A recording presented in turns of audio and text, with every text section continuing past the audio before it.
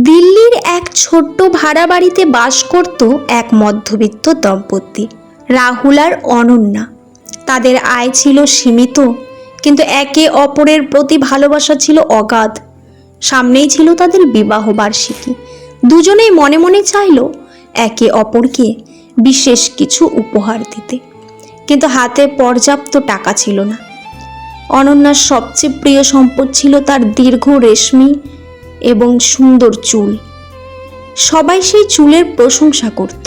অন্যদিকে রাহুলের কাছে তার বাবার দেওয়া একটি পুরনো সোনার পকেট ঘড়ি ছিল।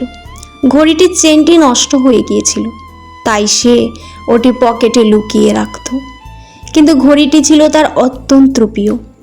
বিবাহবার্ষিকীর দিন সন্ধ্যায় রাহুল বাড়ি ফিরে অনন্যাকে একটি প্যাকেট উপহার দিল। অনন্যা প্যাকেটটি খুলে দেখল ভেতরে একটি অত্যন্ত সুন্দর দামি হেয়ার কম্বো, চুলের ক্লিপ ও চিরুনির সেট। এটি অনন্যা অনেক দিন ধরে একটি দোকানের শোপিসে দেখে পছন্দ করে রেখেছিল। অনন্যা খুশি হবে কি উল্টো কেঁদে ফেলল। সে তার মাথার ওড়না সরাতেই রাহুল চমকে উঠল। অনন্যা তার সাধের লম্বা চুল কেটে বিক্রি করে দিয়েছে, যাতে সেই টাকা দিয়ে সে রাহুলের সোনার ঘড়ির জন্য একটি খাঁটি চামড়ার সুন্দর চেন কিনতে পারে। অনন্যা চোখের জল মুছে রাহুলের হাতে চেইনের পকেটটি খুলে তুলে দিল। তার রাহুলের চোখে জল চলে এলো। সে পকেট থেকে হাত খালি করে বের করলো অনন্যাকে সারপ্রাইজ দেওয়ার জন্য। রাহুল তার সেই প্রিয় সোনার ঘড়িটি বিক্রি করে দিয়েছিল, যাতে সে অনন্যার পছন্দের চিরুনির সেটটি কিনতে পারে। দুজনের কেউই তাদের উপহার ব্যবহার করতে পারল না, কিন্তু সেই মুহূর্তে তারা বুঝতে পারল তাদের কাছে একে অপরের ত্যাগের চেয়ে মূল্যবান আর কোনো উপহার পৃথিবীতে হতে পারে না। সত্যিকারের ভালোবাসা কোনো দামি জিনিসে থাকে না, থাকে একে অপরের সুখের জন্য নিজের প্রিয় জিনিস ত্যাগ করার মানসিকতায়। কখনো ভেঙে পড়ো না। পৃথিবীর যা কিছু হারিয়ে যায়, অন্য কোনো রূপে সেটি ঠিকই আবার ফিরে আসে জীবনে। সুখে থাকাই জীবনের চরম সার্থকতা নয়, বরং কাউকে সুখে রাখতে পারাটাই হলো জীবনের সবচেয়ে বড় সার্থকতা। কখনোই হাল ছেড়ে দিও না। এখনকার এই দাঁতে দাঁত চেপে কষ্টগুলো তোমাকে বিজয়ীর খেতাব দিবে সারা জীবনের জন্য। আপনি জলাশয়ের সেই নুড়ি হতে চাইবেন যা পরিবর্তনের জন্য তরঙ্গ সৃষ্টি করতে পারে। শত্রু মরে গেলে আনন্দিত হবার কোনো কারণ নেই। শত্রু সৃষ্টির কারণগুলো এখনো মরেনি। পারিব না কথাটি বলিও না, আর কেন পারিবে না তাহা ভাববো একবার। পাঁচজনে পারে যাহা, তুমিও পারিবে তাহা। পারো কি না পারো করো যতন, আবার একবার না পাইলে দেখো শতবার। নিজের লক্ষ্য স্বপ্নকে আপনার আত্মার সন্তান হিসেবে লালন করুন। এগুলোই আপনার চূড়ান্ত সাফল্যের নকশা হবে। জীবনে চলার পথে বাধা আসতেই পারে, তাই বলে থেমে যাওয়ার কোনো অবকাশ নেই। যেখানে বাধা আসবে সেখান থেকেই আবার শুরু করতে হবে। মনুষ্যত্বের শিক্ষাটাই চরম শিক্ষা, আর সমস্তই তার অধীন। স্বপ্ন সেটা নয় যেটা মানুষ ঘুমিয়ে ঘুমিয়ে দেখে। স্বপ্ন সেটাই যেটা পূরণের প্রত্যাশা মানুষকে ঘুমোতে দেয় না।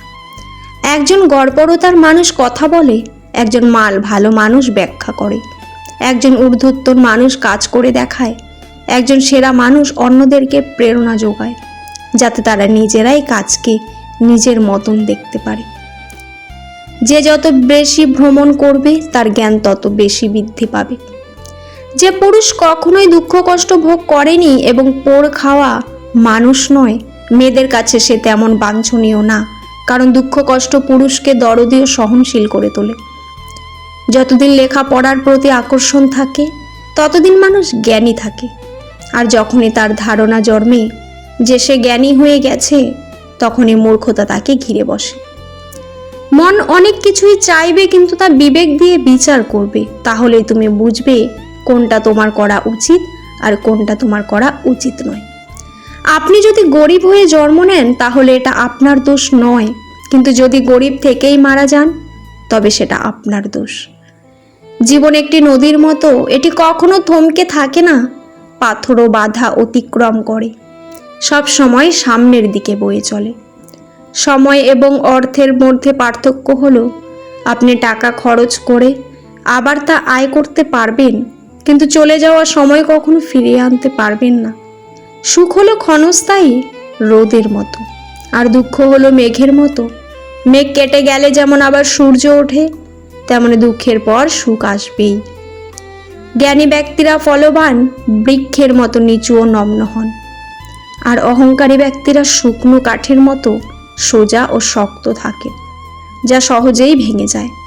মুখ থেকে বেরিয়ে যাওয়া কথা আর ধনুক থেকে ছুটে যাওয়া তীর একই রকম। দুটোই একবার বেরিয়ে গেলে আর কখনোই ফিরিয়ে নেওয়া যায় না। প্রতিশোধ নেওয়ার আনন্দ থাকে কেবল একটি মুহূর্তের জন্য, কিন্তু কোনো ভুলকে ক্ষমা করে দেওয়ার গৌরব টিকে থাকে আজীবন। পরিশ্রম হলো সাফল্যের চাবিকাঠি, আর ভাগ্য হলো তার দরজা। আপনি চাবিকাঠি দিয়ে চেষ্টা না করলে দরজা কখনোই নিজে থেকে খুলবে না। বিছানায় শুয়ে যা দেখা যায় তা কেবলই স্বপ্ন, কিন্তু যা আপনাকে রাতে ঘুমোতে দেয় না সেটাই হলো আসল লক্ষ্য বা বাস্তব স্বপ্ন। ব্যর্থতা মানে হেরে যাওয়া নয়, ব্যর্থতা হলো নতুন করে আরো ভালোভাবে শুরু করার চমৎকার একটি সুযোগ। ধৈর্য ও সময়, নদী যেমন পাথর কেটে পথ তৈরি করে, তার শক্তির জন্য নয়, বরং তার দীর্ঘদিনের অবিরাম চেষ্টার কারণে। পরিশ্রম ও ভাগ্য, তোমার আজকের কঠিন পরিশ্রমই তোমার আগামীর সুন্দর ভাগ্য নির্ধারণ করবে। নিজের বিশ্বাস, তুমি যদি বিশ্বাস করো যে তুমি পারবে, তবে তুমি অর্ধেক পথ এমনিতেই পার হয়ে গেছো। ভয় ও জয়, ভয় পাওয়ার মধ্যে কোনো লজ্জা নেই, কিন্তু ভয়ের কারণে পিছিয়ে পড়ার মধ্যে চরম পরাজয় লুকিয়ে থাকে। অন্যের মতামত, মানুষ তোমার সম্পর্কে কি ভাবছে তা গুরুত্বপূর্ণ নয়, তুমি নিজের সম্পর্কে কি ভাবছো সেটাই আসল ভবিষ্যতের সূচনা। অতীতকে তুমি বদলাতে পারবে না, কিন্তু আজকের দিনটি সঠিকভাবে ব্যবহার করে তুমি তোমার ভবিষ্যৎ অবশ্যই বদলে দিতে পারবে। বড় স্বপ্ন, স্বপ্ন সেটা নয় যেটা মানুষ ঘুমিয়ে ঘুমিয়ে দেখে, স্বপ্ন হলো সেটাই যা মানুষকে ঘুমোতে দেয় না। ধীর গতি, তুমি কত ধীরে এগোচ্ছ তা বড় বিষয় নয়, বড় বিষয় হলো তুমি থামছো না। এক গ্রামে এক ভাস্কর মূর্তিশিল্পী থাকতেন। তিনি খুব সুন্দর পাথরের মূর্তি বানাতেন। একদিন তিনি একটি সুন্দর মূর্তি বানানোর জন্য জঙ্গল থেকে দুটি বড় পাথর নিয়ে এলেন।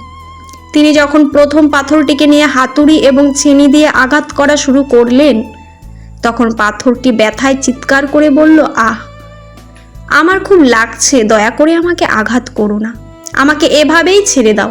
ভাস্করের পাথরটির প্রতি মায়া হলো। তিনি পাথরটিকে একপাশে সরিয়ে রাখলেন।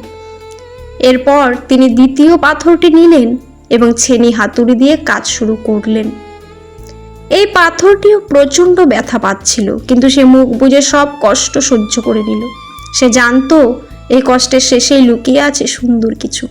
দেখতে দেখতে ভাস্কর সেই পাথরটি থেকে একটি অসাধারণ সুন্দর দেবী মূর্তি তৈরি করলো। কিছুদিন পর গ্রামের মানুষ ওই মূর্তিটি একটি নতুন মন্দিরে স্থাপন করার জন্য নিতে এলো। যাওয়ার সময় তারা ভাস্করকে জিজ্ঞেস করলো, ফাটানোর জন্য আমাদের একটা পাথরের দরকার, আপনার কাছে কি অতিরিক্ত কোনো পাথর আছে? ভাস্কর তখন ওই পাথরটি দেখিয়ে দিলেন। মন্দির উদ্বোধনের দিন দ্বিতীয় পাথর থেকে তৈরি মূর্তিটিকে গর্ভগৃহে বসানো হলো। সবাই তাকে ফুল, মালা এবং মিষ্টি দিয়ে পুজো করতে লাগলো। আর প্রথম পাথরটিকে রাখা হলো মন্দিরের সদর দরজায়। প্রতিদিন হাজার হাজার মানুষ আসতো আর ওই প্রথম পাথরটির উপর জোরে জোরে নারকেল ফাটিয়ে চলে যেত। ব্যথায় কাতর হয়ে প্রথম পাথরটি একদিন দ্বিতীয় পাথরটিকে বলল, তোমার ভাগ্য কত ভালো, সবাই তোমাকে পুজো করছে আর আমার ওপর প্রতিদিন সবাই আঘাত করে যাচ্ছে। দ্বিতীয় পাথরটি হেসে উত্তর দিল, সেদিন ভাস্করের ছেনি হাতুড়ির আঘাত যদি তুমি একটু সহ্য করে নিতে, তবে আজ আমার জায়গায় তুমি থাকতে। তুমি ক্ষণিকের কষ্ট এড়াতে গিয়ে আজ সারা জীবনের জন্য কষ্ট পাচ্ছ। জীবন আমাদের সফল করার আগে নানাভাবে পরীক্ষা নেয় এবং কষ্টের হাতুড়ি দিয়ে আঘাত করে। যারা সেই কষ্ট ও পরিশ্রমকে ভয় পেয়ে পিছিয়ে যায়, তারা সারা জীবন সাধারণ হয়েই থেকে যায়। আর যারা ধৈর্য ধরে সব বাধা সহ্য করে এগিয়ে যায়, তারাই একদিন সফলতার চূড়ায় পৌঁছায় এবং সম্মান লাভ করে।